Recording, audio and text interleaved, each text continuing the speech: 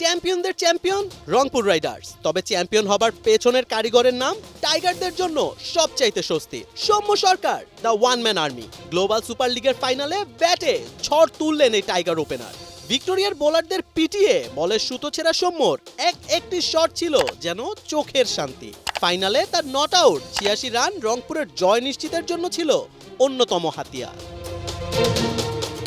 GSL এর ফাইনালের আগে রংপুরের খেলা নিয়েছিল বিশাল শঙ্কা, বিশেষ করে সৌম্য সরকারের, কারণ আসন্ন ওডিআই সিরিজে টাইগারদের হয়ে ক্যারিবিয়ানদের বিপক্ষে ব্যাট হাতে নতুন বলটা সামলাবেন তিনি। তবে সব শঙ্কা উড়িয়ে দিয়ে মাঠে নামলো রংপুর, আর সৌম্য ঝড়ে যেন এলোমেলো ভিক্টোরিয়া।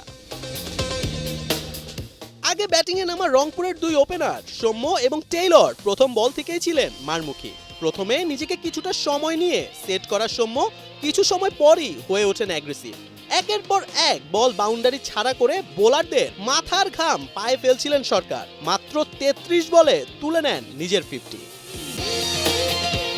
50-র পর যেন আরো বিধ্বংসী সৌম্য। তার সঙ্গী টেইলরের উইকেটের পর সব দায়িত্ব নিজের কাঁধে একাই তুলে নেন তিনি।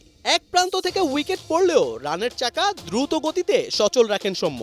একটা সময় মনে হচ্ছিল হয়তো সেঞ্চুরির দেখাটাও পেয়ে যাবেন তিনি, তবে তার হয়নি। প্রায় ১৬০ স্ট্রাইক রেটে ব্যাট করা সৌম্যর ৮৬ রানের ইনিংস ছিল ৭টি ৪ ও ৫টি ছক্কায় সাজানো, আর এর সুবাদেই রংপুর জয়ের ভিত পেল। গ্লোবাল সুপার লিগের top scorer tiger batter Soumya Sarkar ফাইনালে ম্যাচ সেরা হওয়ার পাশাপাশি পেয়েছেন টুর্নামেন্ট সেরার পুরস্কার। ৫ ম্যাচে ১৪২ স্ট্রাইক রেটে করেছেন ১৮৮ রান। গ্লোবাল সুপার লিগে তার ব্যাটিং দেখে যেন বারবার মনে পড়ছিল ঠিক ৯ বছর আগের টাইগারদের সে আক্রমণাত্মক এক ব্যাটারকে, যার কিনা ছিল না কোনো ভয়। বোলারদের পরোয়া না করে ব্যাটিং করাটা ছিল সৌম্যর সবচেয়ে বড় শক্তি। নিজেকে হারিয়ে ফেলা সরকার খুঁজে পেলেন আবারও।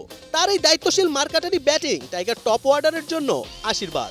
টাইগার ভক্তরা চাইবে ক্যারিবিয়ান দ্বীপে সৌম্য যে ঝড়ের তাণ্ডব চালাচ্ছে তা যেন কয়েক ঘন্টা পর বাংলাদেশের বিপক্ষে ক্যারিবিয়ান বোলারদেরও লন্ডভন্ড করে দেয়, কারণ চ্যাম্পিয়নরা তো আর হার মানে না।